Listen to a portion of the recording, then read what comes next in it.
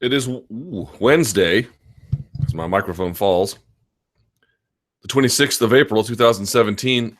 This is the Promotional Malpractice Live Chat. My name is Luke Thomas. I'm the host of this podcast. Thank you so much for watching here on MMAfighting.com. We'll go for about 90 minutes or so, give or take, usually give. We'll take, really. We'll talk today about The Ultimate Fighter is going to be again tonight. The rivalry between TJ Dillashaw and Cody Garbrandt appears to be heating up. We'll talk about Rage and Al Iaquinta, who is certainly something else these days. We'll talk about, UFC Nashville, any lingering questions about that.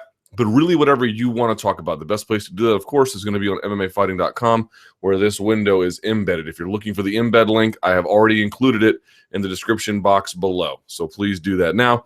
Give the video a like and subscribe to MMA Fighting. One small minor housekeeping note. I am off next week. I'll be on vacations. I'll be back the week after that, the fight week of UFC 211. So I'll be back for that, but I'll be off next week. I'm sure somehow you will find a way to move forward with your lives. Got a haircut today. Looks good. And I'm excited about today's chat. So let's do it. Drink of choice today is Core. All right. Delicioso. Let's get it going, shall we?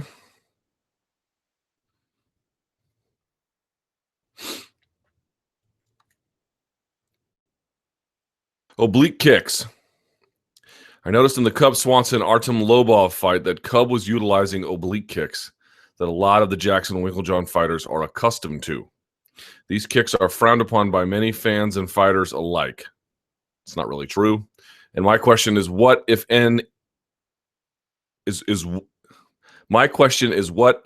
oblique kick actually ended a fight and caused a massive leg injury? Do you think they would be outlawed shortly after, or would nothing change? Well, it sort of stands to, I mean, this is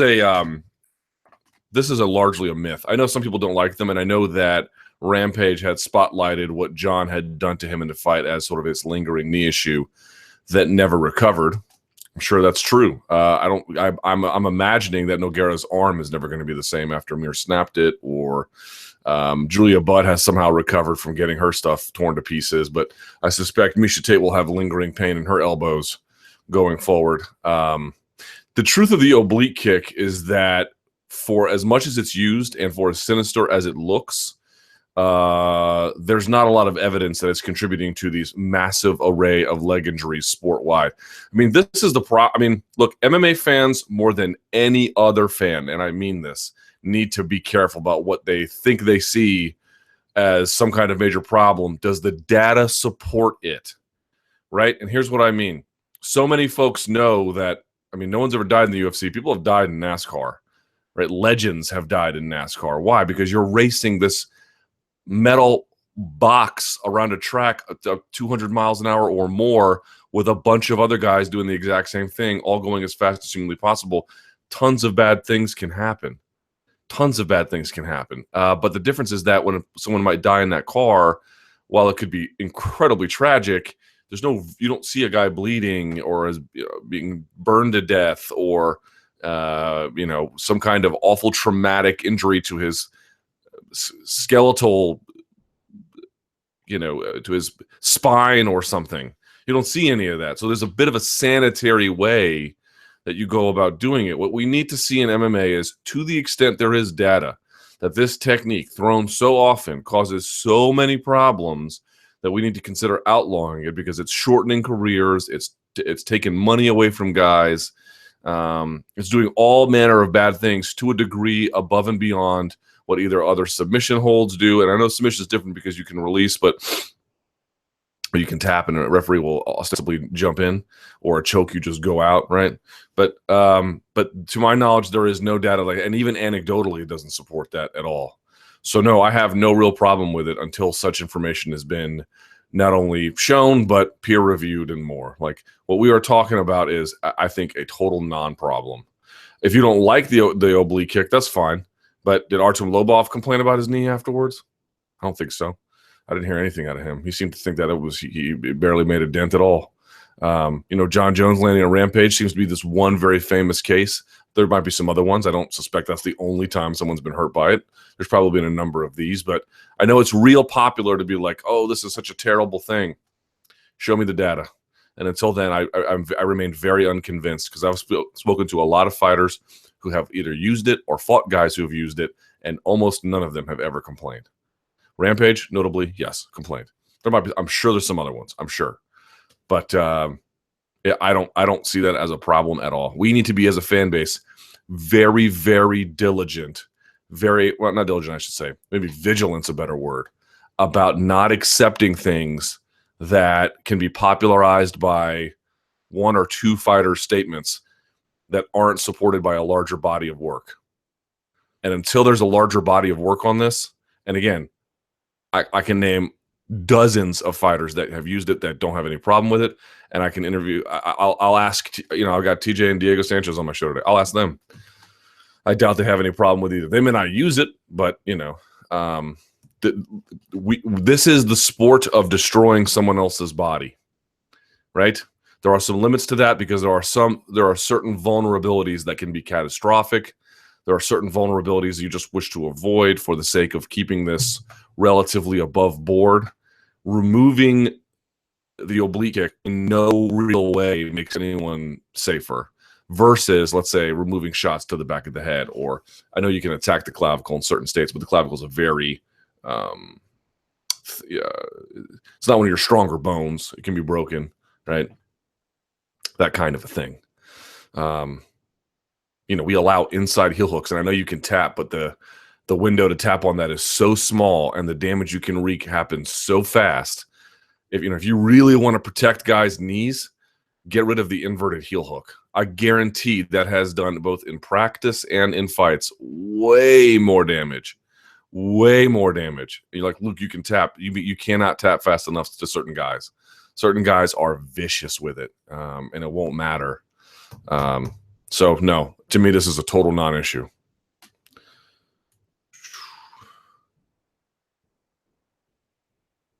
Someone says, I think they are cheap shots. Okay. We are all allowed to have a diversity of opinion on this one. Someone says it's not an oblique kick either. That's what Rogan calls it. The proper name is a chasse base, a savate technique. Your oblique is on your side, about your hips. Those are your oblique abs. Your oblique is nowhere near the knee. Well, oblique can also just sort of mean to the side, right? But okay. I mean, it might come from savate. It certainly might be true. But I don't until someone can demonstrate these are uniquely troubling in a way worthy of changing regulatory code state by state. Well, then, yeah, we can pick that up. But I have seen no evidence even close to demonstrating that fact. They just think they look a certain way that people don't like. Great. Show me the data. All right. UFC 213. Hi, Luke. So when are the tickets for UFC 213 going to be available? All right, so let's see. When is UFC 213? It's going to be July.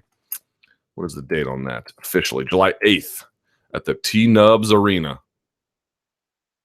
So I suspect they'll be on sale probably the end of next month.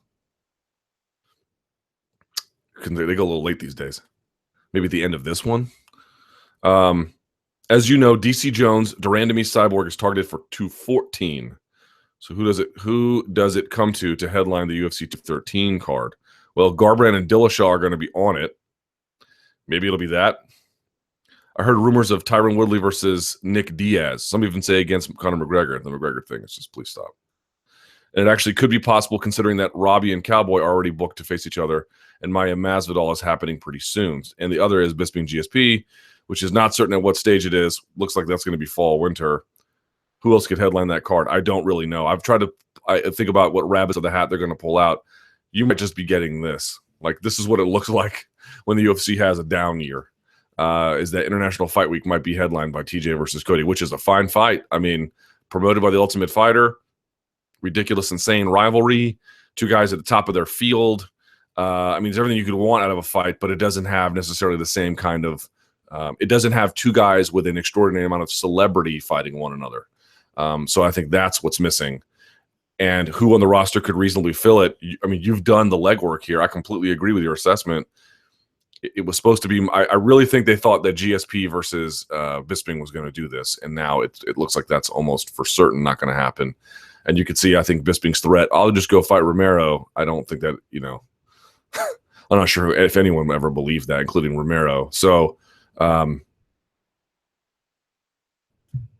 I think we need to just temper our expectations about what international fight is going to look like this year. Remember, they're paring it down from 3 events, I should say, to 2. Well, 3. Okay, the Fight Pass guys get mad when I say this, but two fighting events. The one on Friday, the one on Saturday. Then there's the Hall of Fame on Thursday. There's no fights associated with that, but you get the idea. So I really, honest to God, I have been racking my brain about this one too. They might try and make another one, depending on how things go. I really don't know. I really don't know. I have thought about this long and hard as well. They might have a quick turnaround on someone from 211. Maybe they get Stipe back in there real fast.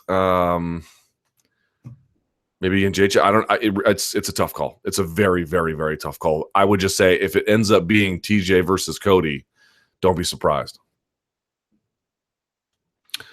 Nick Diaz. Last week that you mentioned that Nick Diaz was offered a crazy fight that we would not believe. What is it? Well, I can't. Someone says it's going to be Woodley. Well, I haven't had a second source verify it, so I can't really go public until then. But someone's like, it's Tyron Woodley. It's the name I was given is so much crazier than Tyron Woodley you cannot imagine. Infinitely crazier than Tyron Woodley. Infinitely. In fact, I kind of want to text that person's manager to see if that's true. We're going about this the wrong way. You know what? I'll do that after the show. Andrade versus Joanna. Can you do a quick breakdown of this fight? Who do you think will emerge the victor? I think I've talked about this a little bit before. Question for me is whether Joanna is not shop worn, but she's been put through the ringer for a while. To what extent she has the same kind of physical tenacity she had before. At range, I don't see how Andrade competes with her, but if Andrade can just bully forward, back her up, take her down, get her to be hesitant about striking, land a big shot or 2 on her. These are sort of the key considerations. I mean, we'll have a bigger breakdown as we get closer to the fight, which I know is not too far away, just 2 weeks and some change at this point. So it's right around the corner. But my sense is that if the Joanna we know to be there is there, she wins. But if she has experienced some kind of inevitable decline from sort of being put through the meat grinder with these long 5-round fights that she's been having, Andrade absolutely can play the spoiler. I wouldn't discount her chances at all. But if JJ can stay on her feet, tear up Andrade from a distance, these are sort of the keys to doing this. But we'll get into a bigger breakdown as we get closer to that fight. Someone says, I got the upset. Andrade showed great cardio in her last fight, and I think she can walk through Joanna's punches for 5 rounds and put her in trouble scoring rounds. It would be very, very – I know everyone's like, oh, the queen of violence is back. I mean, look, Jacek's incredible. You'd be foolish to discount her chances, but this might be a live dog here. Andrade is not to be trifled with at all. All right. This is a good question because you know what? I had a question about it before, and I even texted my producer who runs the whole channel about this. Someone says, Brian Stann, Cyborg criticism. Luke, you tweeted. Someone also says, by the way, if Joanna decides to brawl, which is possible, Andrade has a good chance. I don't think she will, but you're right. Okay, Luke, you tweeted out a SiriusXM Rush SoundCloud clip of Brian Stann placing some blame on Cyborg for the issues she has with the UFC. He also made a claim that she once lied about her weight and the UFC knew she was lying because they had proof.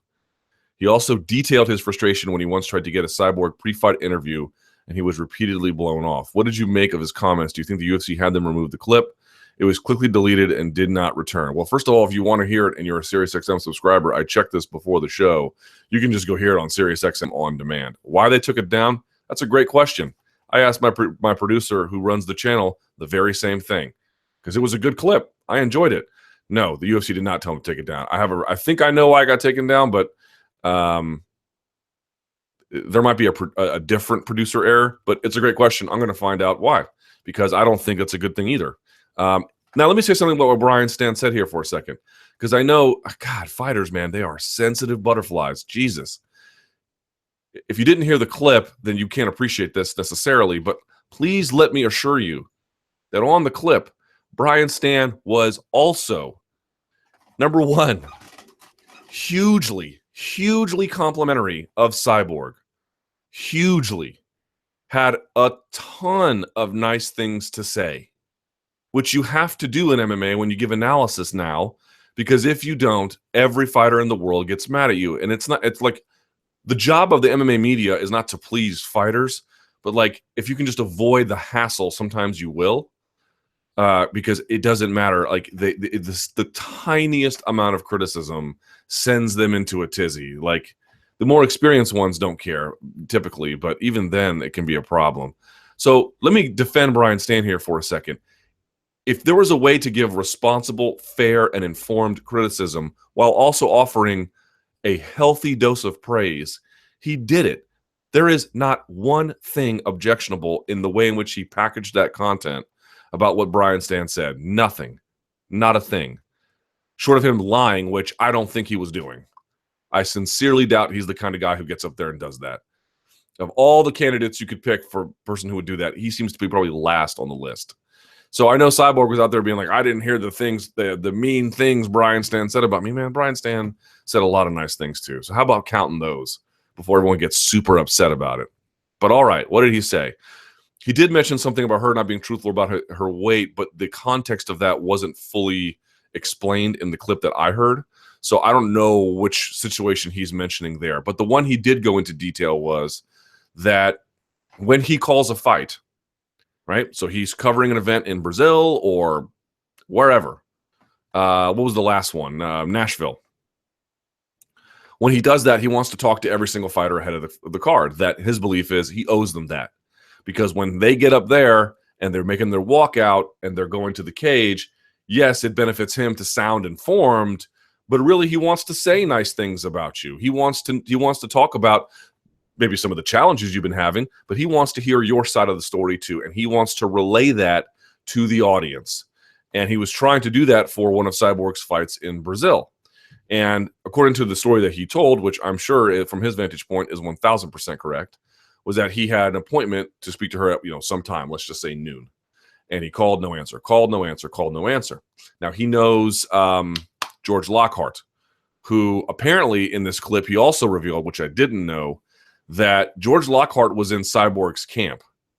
According to Brian Stann, which I believe is also true, apparently the UFC paid for that, not Cyborg, which is also interesting. But okay, so he's trying to contact her, and he gets no answer. Let me tell you something. As a guy who has to book fighters for interviews, people are like, it's easy to get fighters. It looks that way because they do a lot of them. It is very difficult. It is very difficult. They routinely flake or forget or have a bad phone connection or something. And I know you don't care about that. I'm just saying, hearing a guy complain, or not complain, but sort of note he had trouble getting a hold of another fighter, least surprising thing of all, which I'm sure he knows as well. Brian Stann's a very savvy, smart guy. So he goes, aha, George Lockhart's there. I know him really well. Let me just call up George and see what we can figure out. So he calls up George, and he's like, George, do you know where Cyborg is? He's like, yeah, I'm in the room with her. And he goes, did she ever phone with her? And apparently she did. And he's like, she's not answering it. Nope. So I don't know if he eventually did the interview by having George pass the phone or not. I'm not sure exactly how the story ends. But he was just describing, like, it's frustrating as a commentator, that was just his interaction with her was as a commentator, wanting to be able to tell her stories, wanting to be able to get, and whatever they tell him ahead of time, he doesn't reveal. He doesn't tell anybody, not even John Anik. He waits until the broadcast to talk about it. He takes, it's almost like a lawyer-client privilege. And he didn't have any of that because he never got a chance to speak to Cyborg. So I guess they didn't pass the phone over. And so he was just talking about how she can be very difficult to work with, which seems like a very fair criticism. Like I've defended Cyborg in a number of ways, but does it strike me that she's like super easy to work with? No, it doesn't. It strikes me as she's probably very difficult to work with. And it strikes me that because there's a poisonous relationship between she and the UFC, that it makes it even more difficult. Right, which is partly the UFC's fault for the way they have treated her, but it's also partly the way she is, So Like, to me, neither side is really blameless here. And I think all he was saying was, and after this, he goes on like a 3-minute explanation of why she's so awesome, right? Which apparently doesn't count anymore when a guy gives a fighter. Doesn't matter if you give 99 minutes of praise to a fighter. If you give 1 minute of criticism, that's the only part they hear often. Even if you're another fighter like Brian Stann or, former fighter. He goes on for 3 minutes and basically just explains that, like, dude, he's like, I've seen her train up close. I've seen her in the gym. I've seen her cut weight personally. She is just a phenomenal athlete. She's so talented and she's so right that she is a star and she should be marketed better. And he even said she was right that, does UFC need stars and she can deliver and there should be something done about that. Just that all he was pointing out was that she can sometimes be just difficult to work with, which this is some terrible criticism. This is very fair. This is very fair right down the middle. I mean, this is like, one of the big realities for me has been kind of like, I'm glad a lot of fighters have gotten into podcasting or have gotten into television or even radio, because they've discovered what we've known in the media all along, that even mild, fair, informed criticism of another fighter often results in that other fighter being incredibly upset. And it wasn't until fighters became not journalists, but media, that they got a taste of that as well from the other side. And so they've it's actually made it better overall, but there is still this lingering population that just takes great offense at even the slightest innocuous kind of thing. So why was the clip taken down? I don't really know. I hope to find out.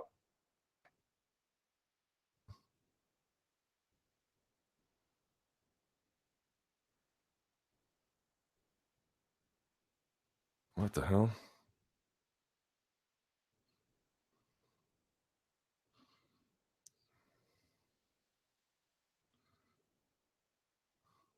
All right. Well, now she's telling me something else. Good question. I don't know. Speaking of Cyborg, are we missing out on a good group of competitors for her? There are a lot of very large female combat athletes out there with incredible skills. Clarissa Shields, Kaori Icho, Kayla Harrison, but she's under contract. Who knows if there's other ones? Clarissa Shields is a boxer. Icho's a wrestler. Held gold medals in boxing, wrestling, and judo, respectively, come to mind. Since the 145 division is still considered new and developing, why doesn't the UFC try to recruit some of those types of women with incredibly high skill, although one-dimensional, to get to the division off the ground? It would take years of investment to do that.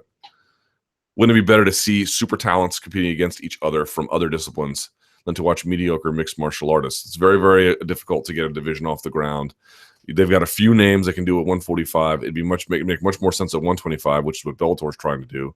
But it looks like UFC doesn't even have interest in that. Maybe UFC will pick up atom weight at 105 because that's what Invicta specializes in. But you need the UFC doesn't really want to be in the business of really developing divisions. I mean, some of that is inevitable and they have to do it, but there has to be a grassroots system that also works in tandem with them. If they are the grassroots system for talent development, it can become a problem. They don't really have the current infrastructure to do that properly. Now, I'm actually working on something that will hopefully suggest some changes to fix that. But as it stands, this is why Bellator is a much better option for people like, I know Kayla signed with World Series or PFA, whatever it is, but PFL, whatever it is. But they have the infrastructure to deal with that because they can put you on a prelim card where no one really cares. They can give you fights against a no-name and there's no brand issue. There's just a lot of different ways in which those organizations are just better situated to deal with it. UFC is up here, and if they've got people that need help because they can get here eventually, but they aren't now, it's just tough for them. It's really tough. In fact, I got an email to that effect. Someone reached out to me, and I am very surprised by the nature of this email. Someone says, does the new UFC matchmaking strike you as extremely lacking? They have a huge star in the making in Mickey Gall and don't even have rumors of any fights lined up. He told me, had him on my show a couple weeks ago. He said summer is what he's been hearing. Sage Northcutt, despite the loss, is one of the most marketable looking guys they've had in forever, and they have nothing for him because he can't really compete at this level. It's a major problem for them because Sage Northcutt is marketable, I suppose. People seem to gravitate to him, and it looks like with time he could be quite good. But as it stands, I don't think he's really ready for this level. And I don't think that's very controversial. They could be putting CM Punk in cupcake fights on free TV to help build him along while drawing big ratings. Right.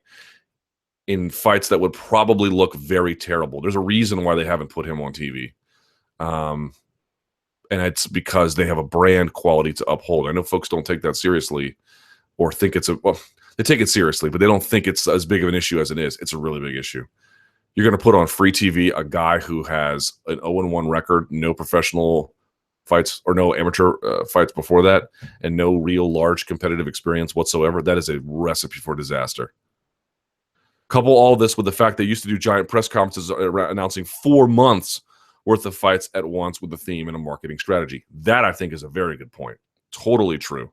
That pizzazz, that, like, literally, that stage is missing. Now they barely announce complete cards with a few months in advance. They are selling tickets for events without main event fights. What is going on? Partly that's, I think, new matchmakers figuring out how to get things done. Partly that's guys fighting out their contracts, making things more difficult for them. That's what I've heard. Yeah, it's a new era. All right, Luke, save us the trouble. Any updates on Diaz, Nick and Nate? No. I'm telling you, if you heard the name that Diaz was offered, you would, old McGregor might say, crap your jocks. Conor versus Floyd, no. Bisping GSP, we've already talked about that. Ronda's return. She's getting married, bro.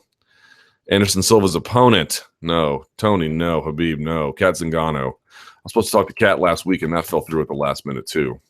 So I almost had an answer for you on the last one, but she had to decline it at the last minute, so I don't know what happened there, unfortunately. Someone says, I want to see Zingano versus McMahon. It doesn't make sense because McMahon is on a winning streak, unlike Zingano, but I think it'll be a good fight. It'll be a great fight. It'll be a great fight. All right, Rage and Al Iaquinta's Rage Against the Machine, and what is next for him? This person says, Al Iaquinta had an extraordinary week. His impressive first-round KO of Diego Sanchez after a long layoff. His post-fight interviews, his Twitter beefs, and his loud, ongoing fighter pay issues. What do you think is his way of dealing with the UFC, Dana White, and his MMA career in general? What's next for him? Has he just signed a contract in the UFC? Excuse me, he has just signed a contract in the UFC, but if he hates his employer and he is pretty far from the title picture, shouldn't he just have gone to Bellator? They have a good lightweight division. If the money is better there, why not? Well, all right. So a couple of things here. What do you think of his way of dealing with the UFC, Dana White, and his MMA career in general? It's, man, are y'all just at the same time just bugged out by what he's doing? Like, okay. So he takes 2 years off. He comes back and looks amazing. Amazing. Just blows through Diego. Now, there's a question about to what extent Diego should keep competing and really has left to offer, and whether he's like, Joe Lazon maybe, past his prime, but he's not fighting the right now anymore the Al Iaquintas of the world. He's fighting, Stevie Ray, which is a very tough challenge, but you know what I'm saying? It's a thick division. Everyone's good, but not at the very, very top. There's a question about who Diego should be fighting, number one. Number two, so he looks amazing, right? Then in his post-fight interview, he mentions real estate and not much. I mean, he gives, some thanks, but he looked tremendous. And then his post-fight interview in his scrum backstage, he's like, I don't even know if it's worth it to do this kind of thing. He was on Ariel's show, and you all saw that. He was on my show. His phone crapped out, which sucked, but you basically get the gist of what he's had to say. Clearly, it goes without saying that whatever happened, boy, he took a red pill after that injury, huh? Man, he took a red pill. A lot of these guys, I don't even know where to start. There's so much to get to on this one.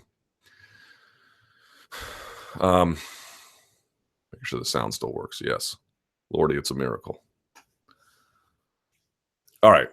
Number one, we've talked about in the past how we've never seen fighter discontent. And I mean that as guys speaking up in an aggregate way.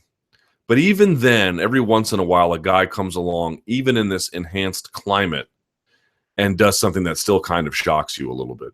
I'm not shocked that Al spoke out.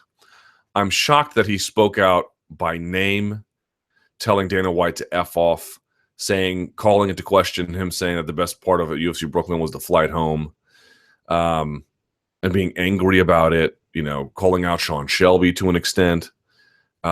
Just a guy who clearly had unresolved anger, and not really unresolved, maybe even additional. I hate to use the word, and I wouldn't ordinarily never would, but it's what all the rage is on Twitter these days. Feels like rather than calling him Ragin' Al, we should call him Woke Al. It is almost as if he took the red pill and has since realized that, his entire vision of how he perceives himself and his relationship to the UFC and what the UFC is and how they make money and how they pay fighters, it has completely turned. It was like Dennis Miller after 9/11, where he went from like flaming liberal to hardcore conservative. He just had a moment where everything switched for him, and that can happen. And it typically happens in the situations that to that person can be almost traumatic. I don't think he got traumatic like he's losing sleep at night and he'll never be the same. Quite the opposite. He has found a different way to be happy. I'm sure in his real life he is happy. But insofar as it relates to the UFC, he is clearly unhappy. He is clearly more than unhappy and more than dissatisfied. He is visibly angry. And it's because he believes that whatever veil of ignorance he had on before, it's gone. And he sees the machine, in his view, it seems that way, for what it is. Now, whether you share all of his perspective on this or not, I'm sure it will vary person to person. Some of you might really enjoy it and cheerlead it. Some of you will probably say he's a whiner. Maybe he's talented, but he's a whiner, and there'll be everyone in between. As for me, I don't know without talking to him more. Certainly, many of his gripes are not new. You've heard it from many other fighters. That he says it in the way he does is kind of new, and that he is so direct with his. He's not in any way. Even when guys were speaking up before, they would camouflage it a little bit or soften it a little bit for palatability. He's not doing that at all. Not at all. Not even a little bit. I don't know what the UFC is going to do about it. I really don't. I don't know how they're going to handle this one. Seems to me they haven't said anything to him. I think the days of them trying to police a fighter's conduct, I'm not going to say are over, but they're probably going to take a step back from that because they reasonably can't. Like if this were the NFL and someone were going off like this, I'm not sure exactly what infraction this would break, but they would basically fine you. The coach for was it the Grizzlies? I can't remember which coach it was, who after the game went on this like insane tirade. Not insane, but like keep that for data. And he got fined like thousands of dollars for it. I don't think the UFC wants to be in that position. I feel like for once it feels almost like they're on the back foot with that kind of thing. They're really not. They're really more just going to tolerate it and move on. But even that is a step back from, like tamping it down, like actively curbing it, going after it, policing it, fining it. There was a time there where they might have done that. I don't think they're going to do that this time. But there might be other ways they mess with him. They might not give him a fight for a while, or they'll give him a fight on a card he doesn't really care about. He has 2 fights left on his deal. He has one more and then one after that. So he have a 4-fight deal. Of a 4-fight deal that he signed however long ago. This was the second one. So the question was, what is next for him? That's going to be the really interesting one. Does he fight out his contract? Does the UFC like get in his way as he fights out his contract? What's going to happen there? But if he hates his employer and he is pretty far from the title picture, shouldn't he just have gone to Bellator? Easy to say that before you had some kind of spiritual or real world awakening about how things operate. Very, very easy to say that now. Yeah, it's only because now in his world, he realized that things weren't hunky-dory. That's the problem. They have a good lightweight division, and if money there is better, why not? Yeah, I think he would have gone there if he could have. Or at least now, if he could, he probably would. But Look, everyone's like, so-and-so changed their opinion on something. Right. It's called being a human being. People do it all the time. Holding an opinion as your life circumstances change is, depending on what the issue is, can be irresponsible to the truth and to yourself. Right? People, their worldview can change over time. And then if you have a particularly bad incident where his was a combination of injury, seems like misunderstanding, financial woes, and it felt like he got discarded or forgotten, boy, that can really do a number on your morale. It could do a number on you, how you perceive yourself and how you think others in that organization perceive you. And maybe it's correct and maybe it's not. I'm sure the UFC has a very different perspective on this, which they aren't really ready to share or will never share. So maybe there's more evidence to it. But certainly from Al's perspective, you can see that he had a certain assumption about who he was and his place in the organization, and that was shattered. It was shattered. And as a consequence, the world as he understood it is shattered, and now he intends to talk about the real version as he sees it, which is remarkably more sinister and difficult to navigate and really unfair. Really unfair. And as it relates to that Reebok deal, this was a thought I had on Twitter yesterday, which I still sort of stand by, at least in terms of mitigating bad press. If there was a fighters union, right, or some kind of trade association or a union, how much bad press would there be for the UFC today? I would argue substantially less. Now, even you might say, well, look, there's a trade association for football and there's a union in baseball. Right. It would not shield you completely. But it would make a big difference, even just on the Reebok deal alone. Imagine if there had been an association or a union at some point, and either that, through those mechanisms, it either got blocked or reformed in a way that was in keeping with fighter interests. So let's just posit a scenario. Imagine how radically different things would be today, not merely in how the MMA media and the larger media treated the story, both initially and as time went on, but look at what it has done by enabling Bellator to an extent, perhaps in a limited extent, but it certainly has. Scott Coker has not been shy at all, about how good it's been for his business, right? In free agent acquisition and probably even signing the younger guys who can sell sponsorship, guys like Aaron Pico. Aaron Pico is going to make money selling sponsorship, no doubt about it. I had Ryan Bader on my show yesterday. He's making pre-Reebok era money through guys like 8-Man Strong and other. If you guys know anything about powerlifting, 8-Man is like one of the top brands for clothing apparel. And they sponsor like big time athletes like Larry Wheels and George Lehman and that kind of thing. He's sponsored by them. It's a small company, but they got cash. In any event, that was a huge deal. And imagine if a union was able to remove most of that, how much different criticism would be.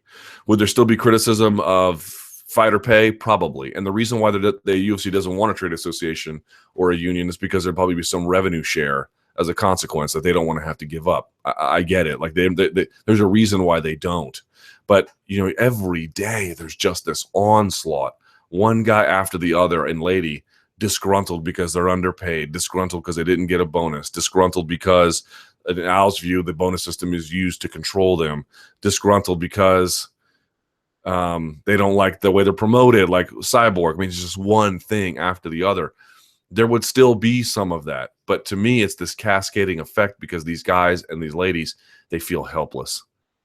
And if there was some kind of union, I think a lot of these grievances would go towards that, or at least would be mitigated by that, or the union itself would become a source of some level of,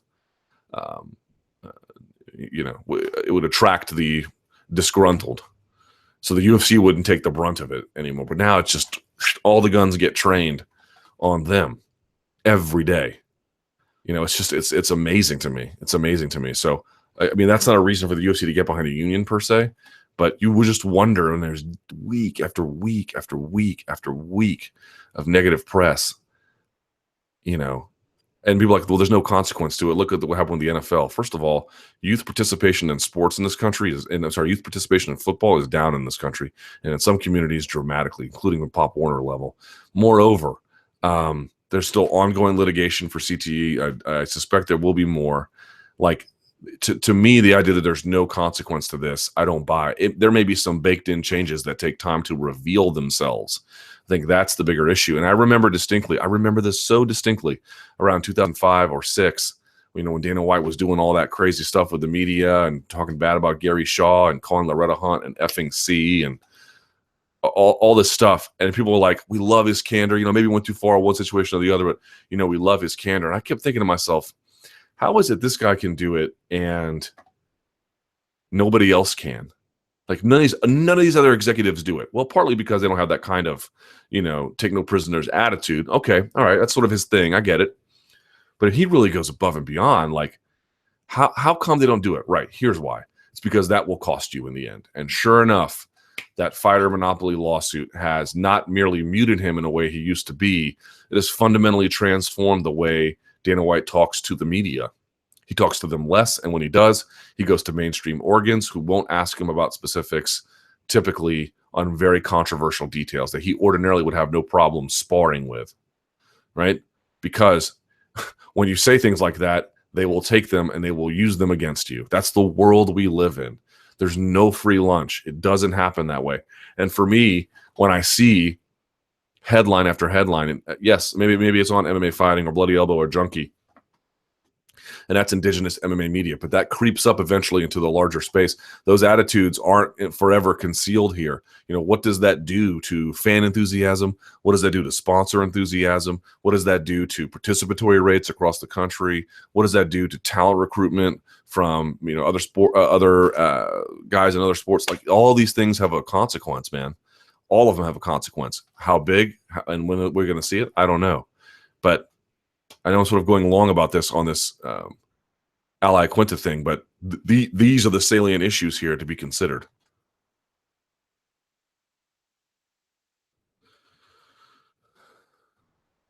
Give the Von Fluke, Jesus, that's what they should call it, the Von Fluke. Give the Von Fluke choke credit. I heard your post-fight analysis on UFC Nashville and saw many comments online that seemed to shrug off OSP's, he put in parentheses, impressive win, as only unskilled fighters get caught in a Von Flue. Well, that's not what I said, but okay. My point is that the element of surprise, the creativity, and the skill to actually do it in the UFC is very impressive. That's not true. Why won't people give wins via Von Flue the credit it deserves? Unfortunately, I didn't catch your Monday morning analyst. You might have elaborated there. I did elaborate there. You wouldn't play down a KO that a great defensive fighter wouldn't get hit with, would you?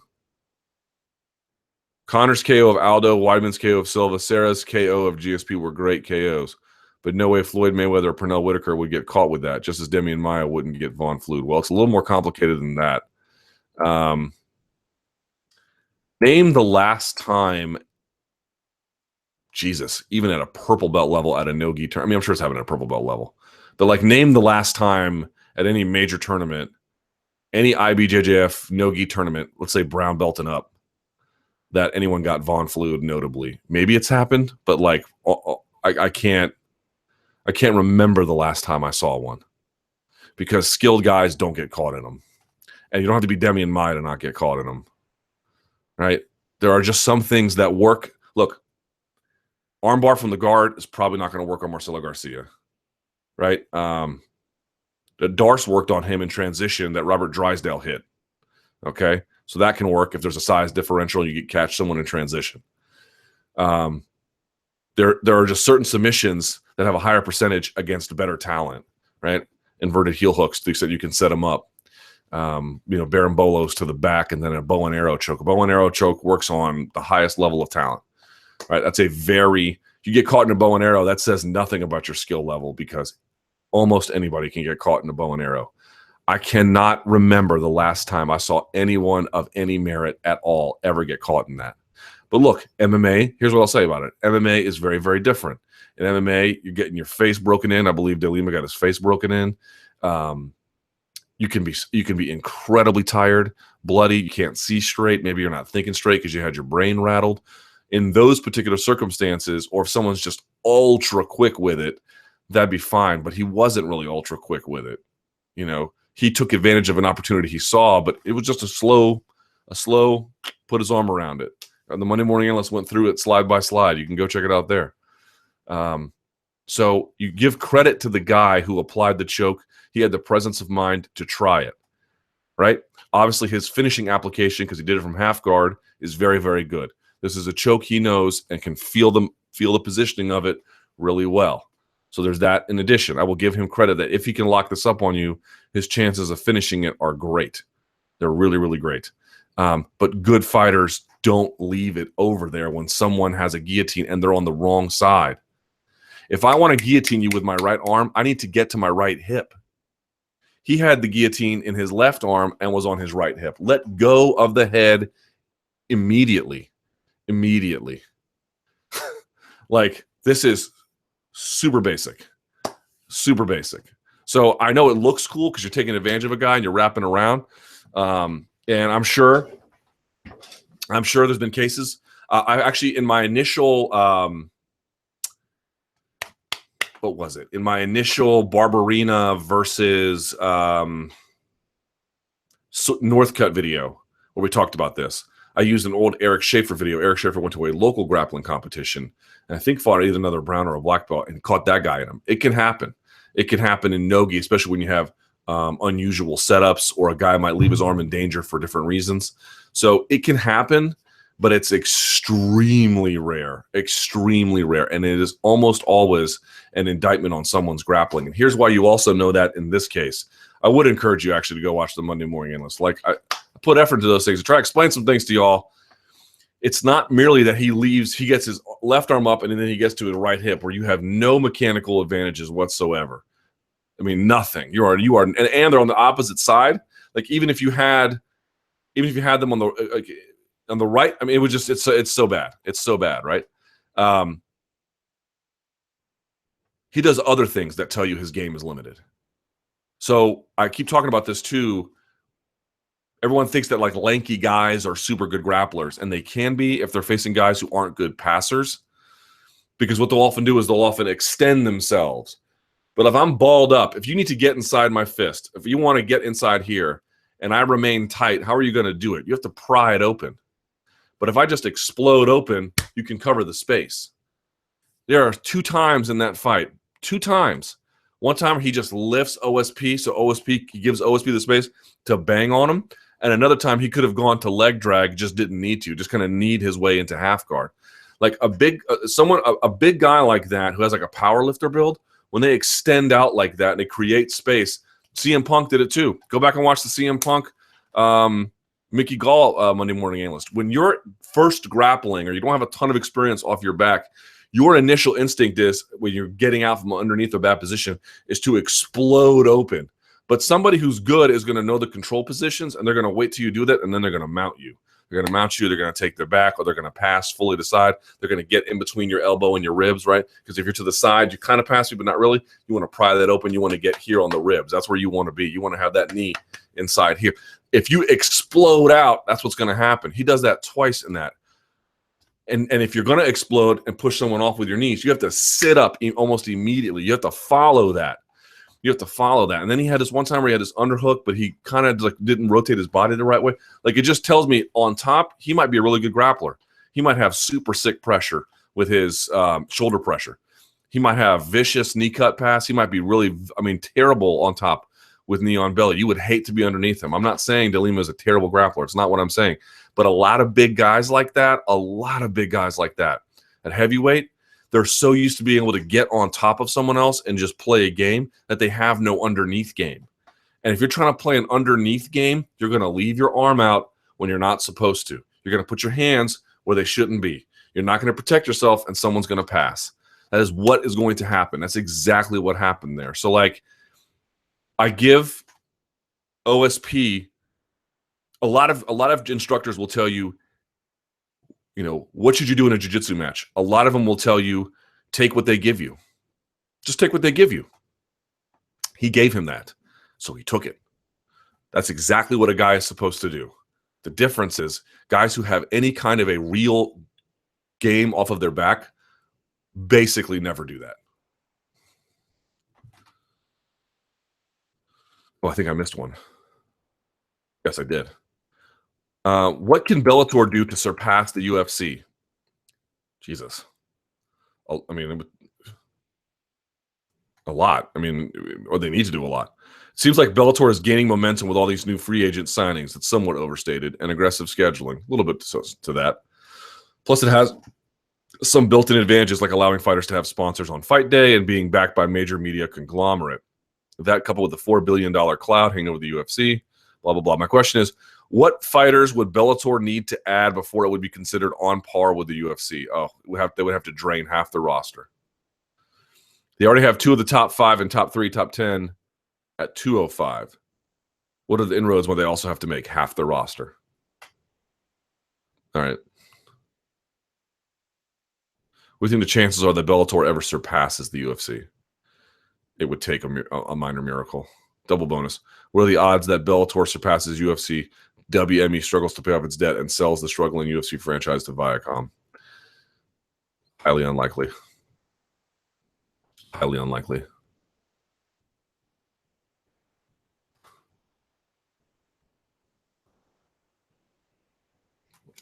Someone writes this under the question about the Vaughn Flue choke. I've been training BJJ for 8.5 years and have never been caught in one. My first coach told me what happens when I hang on to a guillotine, showed me what it felt like, lesson learned. I have caught a few people with it, and guess what? They all have in common. They were beginners and white belts. Anyone who gets caught in one either has, 1, a horrible BJJ coach, or B, very, very elementary understanding of grappling, or 3, a refusal to learn basic concepts. Think those concepts don't apply to them, basically athletically superior, and the rules don't apply. I would add a couple of those because I've seen good guys get caught occasionally. I would say, number 1, you might just have a bad day. 2, if you're in an MMA fight and you're just beat up, right? Your mind's not there, you can get caught. But I'm telling you, like it's an extremely low percentage submission as you get higher up the ranks, and they're hard to catch on anybody who's got his wits about him. UFC's $5 billion buyout offer. Dana White claimed the UFC got a $5 billion offer. I saw that. But that they went for WME IMG's $4 billion offer. Do you believe Dana? Sure. I'm sure that there were a bunch of investors willing to pay an astronomical amount of money. I don't know that they went necessarily to the highest bidder. I think they wanted to go to a bidder who they thought would be a good steward of the brand. What do you think made the offer? Who do you think made the offer? Maybe one of the Chinese investors? And what do you think were the reasons the UFC went with the lesser offer? Kind of covered that already. Poirier Alves. I suspect Alvarez is going to wrestle in this fight. It's a 3-round fight, not a 5-round fight, number 1. Number 2, he just came off that terrible loss where he got bing, bop, boop. I think he wants to avoid that, and I think he's, Poirier can be caught on the feet, but he's dangerous on the feet too. And Poirier's got a real good guard game, but Alvarez has really good top control and passing and very good takedowns, and might be the stronger of the two athletes. I am really expecting Alvarez to wrestle early and often. I mean, he'll probably slug it out a little bit, but I'm very much anticipating a wrestling-heavy attack from him, for sure.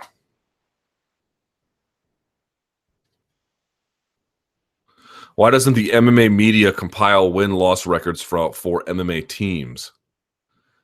I don't know. Start it. This comes from Matthias1. There you go, Matthias. You just volunteered. I personally have no interest in that, but you might. So there you go.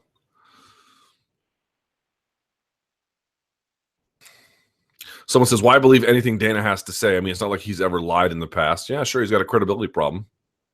I think he's saying that because WME is just starting to realize that they way overpaid for the UFC, and he wants his new bosses to feel better. Okay, that seems like irresponsible speculation, but we'll let it go. How much longer will the UFC finance tough? It's almost comical at this point. Man. Well,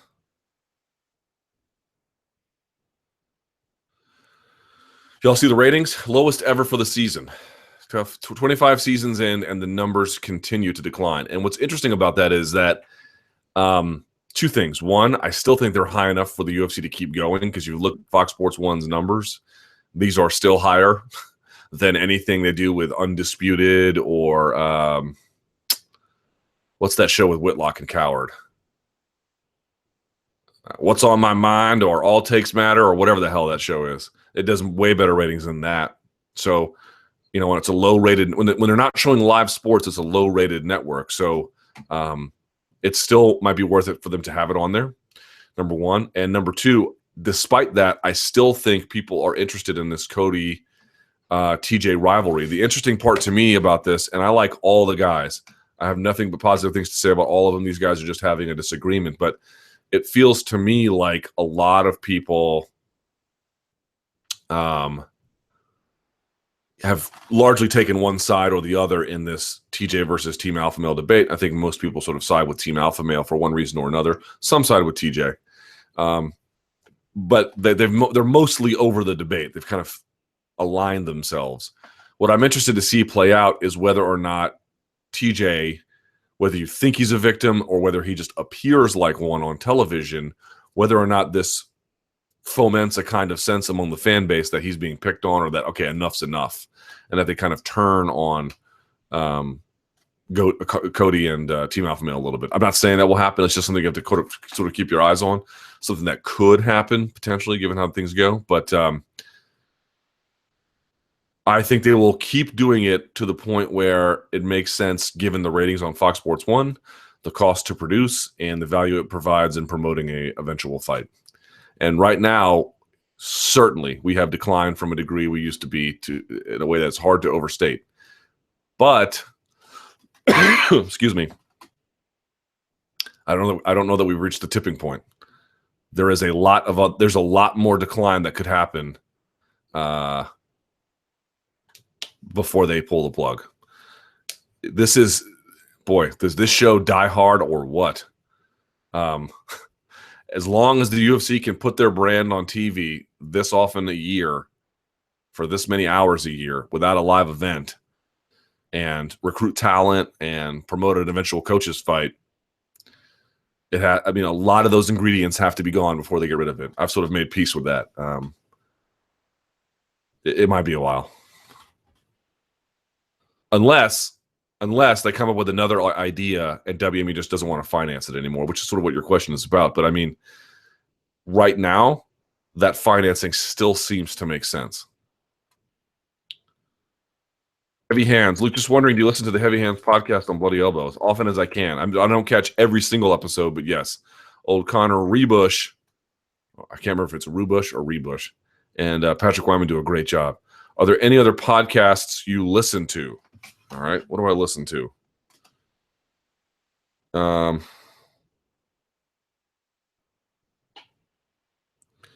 God.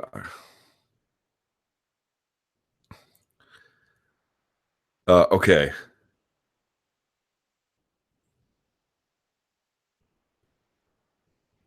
I listen to, what do I have? The Run-Up on New York Times, still processing. Let's see. I have the Federalist podcast. I have the Ezra Klein show. I try to get both sides. I have the Hot Takedown, the Total Soccer Show, Sports Junkies, Heavy Hands. Right? Look at that. Joe Rogan Experience, Co-Main Event Podcast, Move the Sticks. I have some NPR podcasts, some ESPN podcasts. I have Grat and Danny. I have Can He Do That from the Washington Post. I got one from Sam Wong. There you go. There's just some good podcasts for you to listen to. What do you think about Dana White saying he's not in MMA for the money and never was? Seems like a ridiculous thing to say when he pays fighters terrible wages and is worth hundreds of. Well, it's a tone deaf thing to say. There is it's an incredibly tone deaf thing to say. Like, I'm in this for the money. Well, you sure took a lot of it for someone who's not in it for that reason. So I think naturally most people are like, you know what? So if you didn't buy it at all, I'm not here to talk you out of it. Believe me. At best, it's the improper way to word it. But there's a part of me that feels a certain way about what he said. And I think a part of me, I think I might be able to get you to agree with me. A part. There's this much of what he said, a part, that I buy as true. And the reason why is because it is partly like, here's the truth. Good stewardship of the UFC and mixed martial arts doesn't always, and then sometimes definitely doesn't, but sometimes does coincide with positive financial returns. Putting on big fights that people want to pay money to see can go both ways, but sometimes it can go in a way where you are producing quality content that people have a high demand for. That is ultimately, in many ways, not always, but in many ways, a very good thing for the UFC. What I mean to say is there's a lot of people complaining about, well, the Fertittas are gone, but Dana White is still somewhat seen as part of that old guard that might be helpless with the new power structure. I think whether that's a fair interpretation or not. I guess what I'm trying to say is there are a lot of people who are like, I'm glad Dana is still there. Someone who's a real fight fan, someone who has real knowledge of the industry, someone who has the right kind of feel for what fight fans want, who they are, and what they expect. And to say you're not in it for the money, it seems a little ridiculous. However, what I think you can say in his defense is there are decisions that they'll make. They don't do the Legends fights, right? And that has been good for Spike and Bellator, but they have a different brand with a different ethos and a different responsibility. The UFC has a certain kind of responsibility. And in many cases, the UFC has been very good about upholding that. In the case like that, eschewing money or the kinds of fights that could bring reputational harm, but could do great financial return. Those kinds of things, I actually think he should get credit for. Right? I do think that he has. There's no denying that the amount of money that they take as an ownership group relative to what they pay to the fighters is just grossly out of whack. And this guy has been made, rich hundreds of millions of times over, quite literally. But there is a part of what he's saying that, despite all the money and despite some, managerial practices that need some reform, here he is a fight fan. Like, you can't take that away from him. And he does have good sense about typically what fans want and what they don't want over time, especially when it comes to big critical decisions. Like he said it before, does Mayweather McGregor make sense for my brand? It does not. It does not. But, there's this other issue about what he owes Conor and things like that, which is why he wants to make it. Like, he gets it. He gets it. There's a lot of criticisms you can make of Dana White. Not being a fight fan is not one of them. It's so not. And making some responsible decisions about that. He's made some irresponsible ones too, but he has made some responsible decisions. And I think, I've been a critic of him over the years, but I cannot take that away from him. And I don't think it's a good time to do that now. So, did he stumble into something by saying, I'm not in this for the money, lights 100 on fire? Okay, that's not the best way to say it, but there's a little bit of what he's saying that deserves some recognition.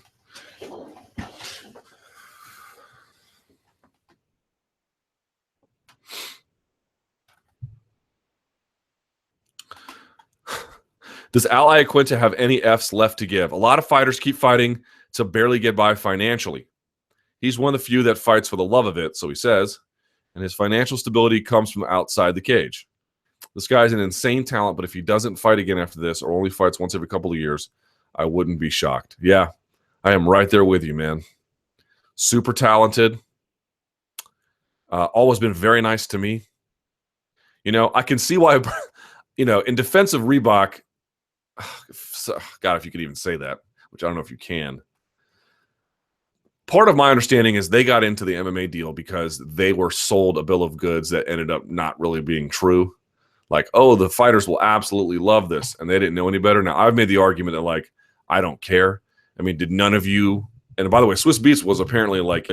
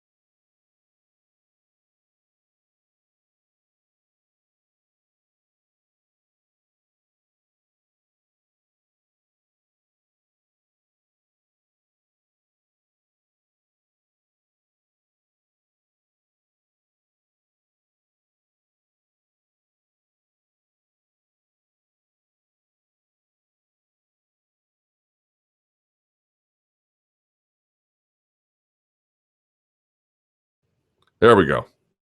Look at that. Fixed. How about that being better? All right, I just did a huge thing on Iaquinta, having no Fs left to give, but because we've already done it again, I'll just leave it alone. All right? All right. Ryan Bader versus Phil Davis. The fight just got announced, and definitely an upgrade from the originally planned King Mo fight.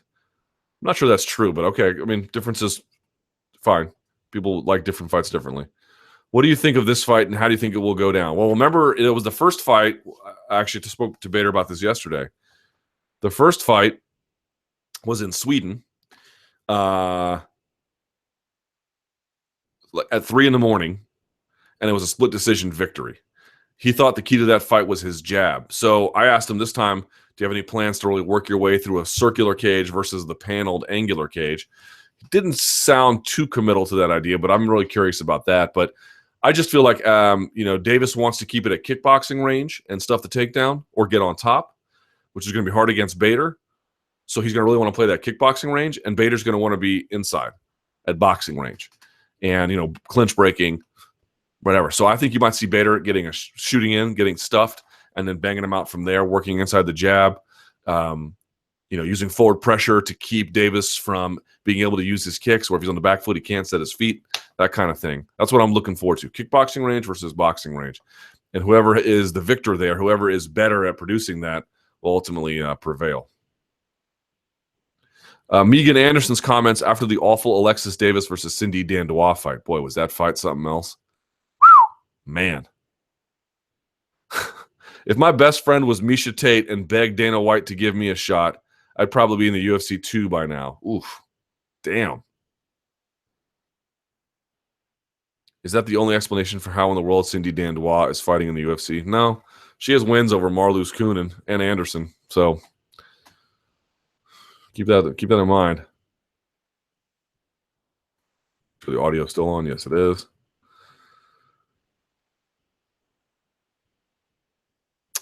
This is a good question. It didn't get wrecked, but I like it. Morality and sporting business. Hey, Luke, this question is not spawned from anything MMA related, but I think it's pertinent enough to ask you on this chat. The soccer team I support over here in the UK, Manchester United, is the biggest and richest in the country, and has taken some criticism because it's also one of the very few soccer teams in the UK without a women's team. Arsenal, Chelsea, Liverpool, and Man City all have one. People over here are saying that despite the lack of interest in women's game and a lack of financial incentive, an institution like Man United has a moral responsibility to promote the female game. What are your views on the potential ethical responsibilities like this in sport? No, I don't buy that at all. Certainly in the case, in the United States, if you own a business, right, I want to open up a restaurant. Now, what things do you have to comply with? You have to comply with any host of different building codes and zoning issues that might be involved. Are you too close to a school? Are you allowed to be X close to the curb? Right? These are the things you have to deal with. But one of the other ones you have to deal with is that your business has to be accessible to the handicap. Right? There are certain ways in which you have to design and build your business to comply with federal and local codes related to compliance with the Americans with Disabilities Act. Why? The basic insight is that everyone is equal before the law. Everyone is equal before, everyone should be treated equally. If you are a disabled person, you should be able to access something, not with the same degree of ease necessarily, but certainly it should be accessible to you in a reasonable kind of way. But this is about a law. This is about government enforcement. It's a private business, but it's a private business that has sought permits and has certain compliance regulatory that it has to meet. Man United does not, at least not in this particular case. There are other ways in which they have to do that, but unless there's some broad UK law I'm not aware of, which I suppose could be the case.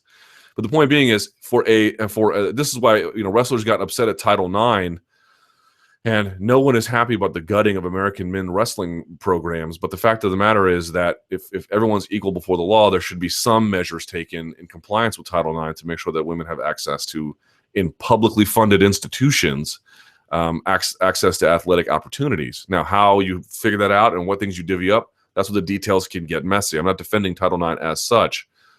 But in this particular case, as I understand, there's no regulatory code that they have to be in compliance with, which leads you to another way you can present the argument, namely, do corporations outside of a legal context have a social responsibility? You might think that. My general view is that they should take up one. I don't know that mandating one is any kind of a way to go about it. And typically just know that as someone who, well, I won't even say that, but just know that all those efforts are phony. Like, they don't most of the time ever really care about whatever cause they take up. Let's get plastic out of the ocean, or let's help starving kids in some terribly aggrieved part of the world. This is merely a PR opportunity. So if Man United is not in compliance with a regulatory code, then that's a problem. But if they take this up, because the fan base wants it and they're responding to consumer demand, I also have no problem with that. I'm just saying, if there's not consumer demand, there's not a regulatory code, and the organization doesn't want to, that's case closed for me. TJ versus Cody. What do you think will happen when these two finally meet in the octagon? How do you think the fight will go?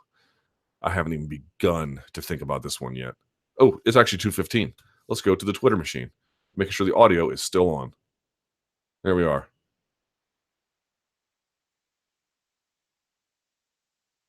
Just 50 tweets about your mic being out. Can you think of a time when Weidman, quote, came back from worse? No. Now, certainly gutting through that fight week before Maya and winning was pretty damn impressive, but no, I mean, 3 losses in a row. Technically, all by stoppage. I know the last one's very controversial, but he needs to reset, man. He needs to reset. If Jones versus DC happens, will Cyborg versus Duran to me be the main event? Seems that way. Kind of odd if it plays out like that. Let's see if the UFC holds their word. It'll be very interesting. No sound for 1 minute. I am well aware. Besides people wooing at UFC events, is there anything else that the crowd does that really irritates you? I remember I went to a Gina Carano fight, and it was like guys were yelling the play-by-play for their wish list of pornographic things they wanted to do to her. That was distracting, to put it mildly. Also gross. You see a lot of that. You see a lot of guys show up and just yell things. Take them down, yeah. It's like, you should treat. I like the Japanese way, where you should treat a fight like it's a library atmosphere. Not all the time, but you know what I mean. Your mic went out. Just lost sound when you moved the mic, Luke. Your mic went out. Sound went out around 2:07. No sound, Mr. Thomas. You give a early preview prediction for Miocic versus JDS2. I will do that when we do that later that week. But if you're a Fight Pass fan, go back and watch that fight. If you could only pick one team to succeed in the playoffs, would you pick the Caps or the Wiz? Caps. Because the Wiz are a young team. The Caps are about to get disintegrated. Which team gives you more anxiety? The Caps, by far. Are you kidding? That team is just choke artists to the nth degree.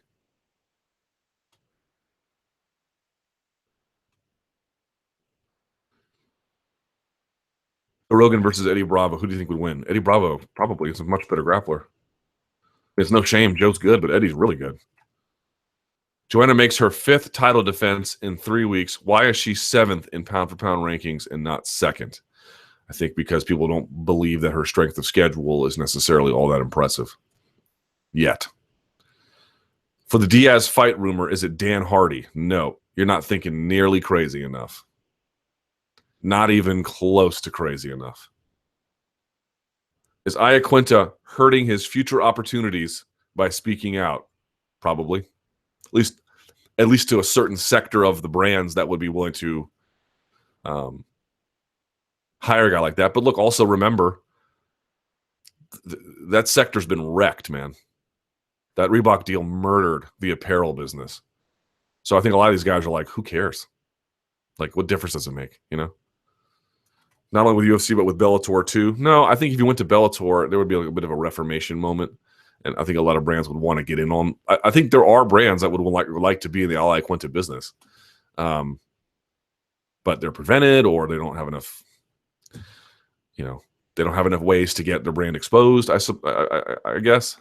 By the way, I had a question. I think it was also on email. Let me pull that up real quick.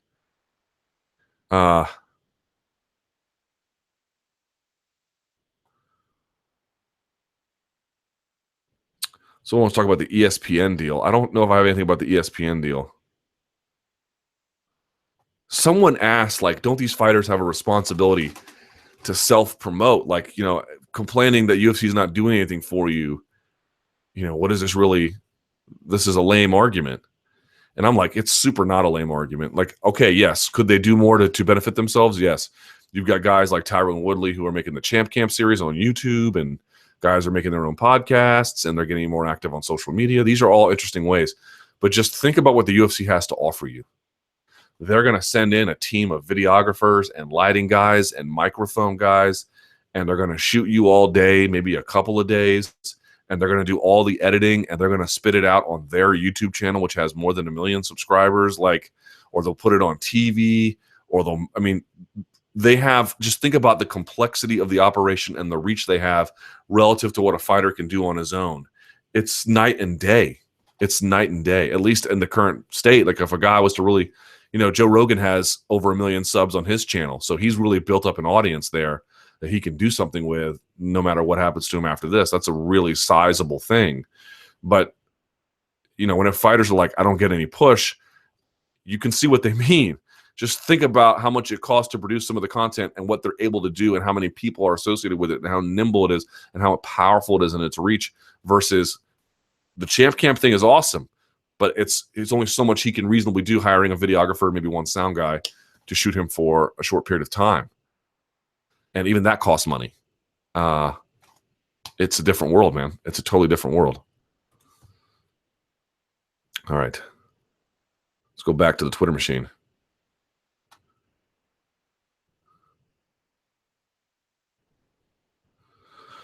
I am now starting to get the feeling Iaquinta is just, quote, pulling a Connor spelled with 2 N's, to get eyes on him. Well, I don't know who that is. So, tell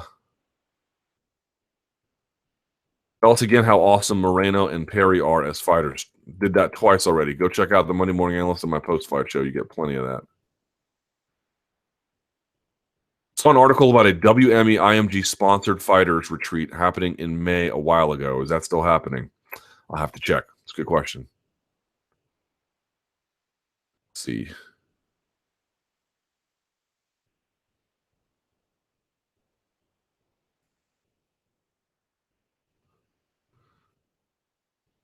Interesting question. Doesn't Iaquinta and his agent carry some blame for his situation? Sign shorter contracts for guaranteed purses. I think part of his frustration probably stems from that. Is that, yes, I don't like the way I'm treated. These are all these things that are wrong with this universe and the way it's constructed, but probably some helplessness about signing that deal and feelings of regret over it. So, they had a different they had different priorities when they signed it, and halfway through he had this awakening. But yeah, there probably is some regret about it. Sure.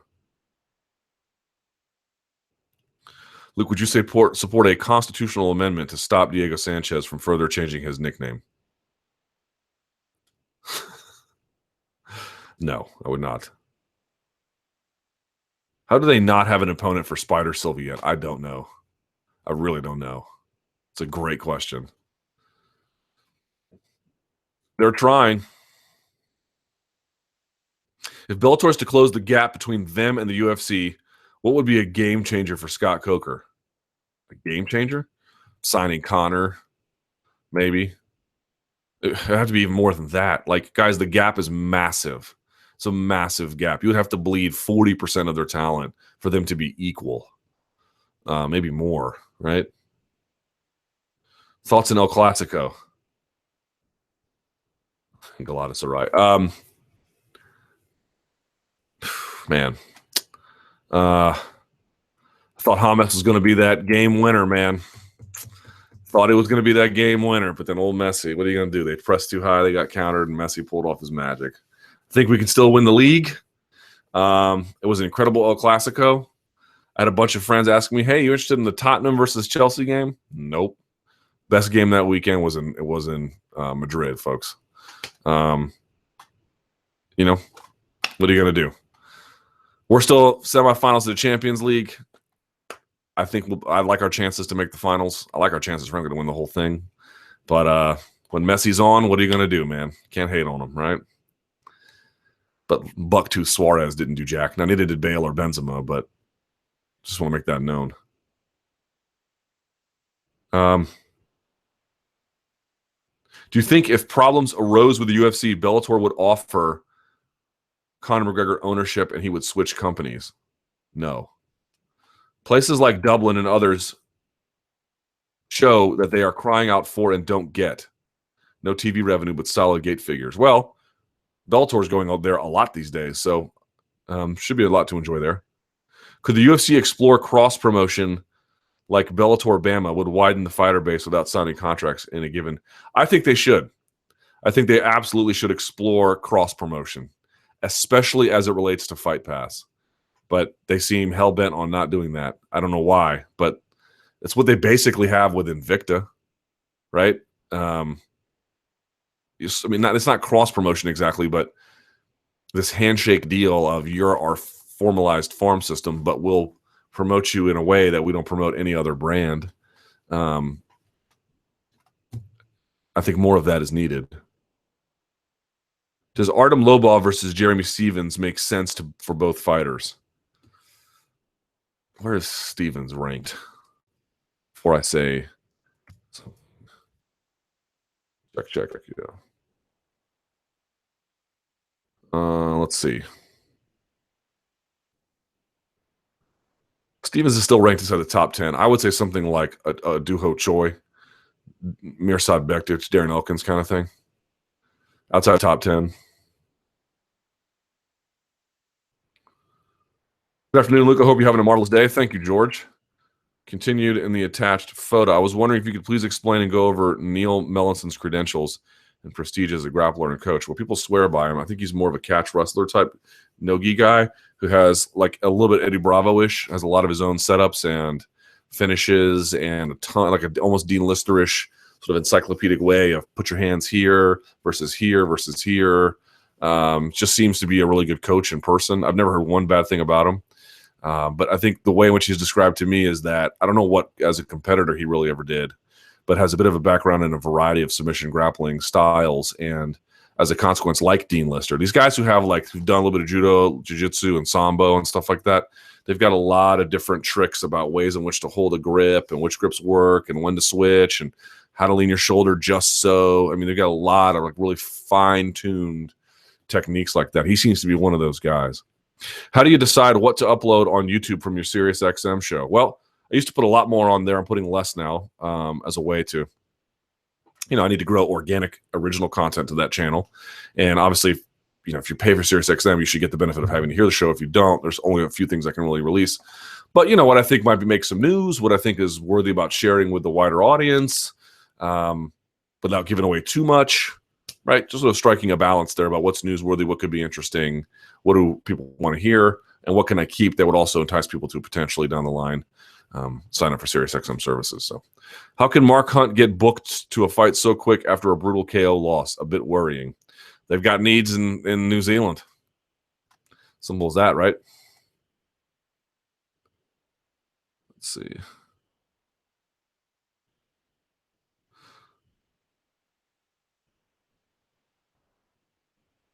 Someone says, my boss says, Benzema is poop. Yes, he certainly is.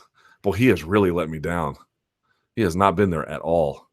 Danny Segura tells me my favorite has been, quote, punch him in the mouth at a local show. So you go to local shows, man.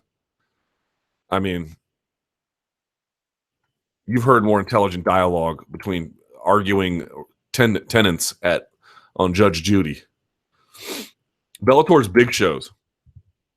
Look, Bellator's next cards, the London and NYC cards, are legit and definitely show the growth of the promotion. Agreed. As both a fan and from a business perspective, What would you think about Bellator loading up 3 or so pay-per-view cards a year with the best they have to offer, leaving the dregs for Thackerville? Would that be successful, and is there any chance you think Coker moves in that direction if the NYC card is a big success? Well, I already spoke to him about it. You can check out the Coker interview on my personal YouTube channel. I asked him, how many of these do you want to do a year? He said 2 to 3. So you're right in the ballpark. You actually nailed it perfectly. Now, he didn't commit. We're definitely doing 2. We're definitely doing 3. He's just sort of spitballing. That's what I'm thinking for this year. So the first one's in June. I suspect, depending on how that goes, they'll probably wait and do another one, maybe end of year-ish. I'm thinking. I don't know if they want to do another one like in the fall and then one in the winter. That seems like a lot. So I would suspect that doing that whole Japanese thing, not like in Japan, but, you know, Coker has a lot of his sensibilities derived from that he would probably do that. So I would expect some kind of end of year or New Year extravaganza for Bellator. I know UFC likes to do that too, but we'll see if they hold to it. So that's kind of what I'm expecting. I'm expecting 2 this year. That card looks fun. I don't know how well it's going to sell on pay-per-view, the one in New York City, but it looks kind of interesting. But yeah, 2 to 3 pay-per-views a year is what they're looking at. 2 to 3 for now. And that could jump up to 4 to 5 depending on how things go. But for right this minute, I think how far Mike Perry can go. Pretty far. I don't know if he can win a championship, but he can go pretty far. All right. Thank you so much for watching. I really appreciate it. Please give this video a like. Subscribe to MMA Fighting if you can. And if you have a question, you can email me at luke.thomas@sbnation.com. One last reminder. I am not here next week. I will be south of the border enjoying rainy Bogota, Colombia. So you can follow me on Instagram at Luke Thomas News. I'll put up a lot of pictures there just to keep that thing running. Thank you so much for watching. I really appreciate it. You guys are the best. I will see you in 2 weeks. And until that time, you know what to do. Stay frosty.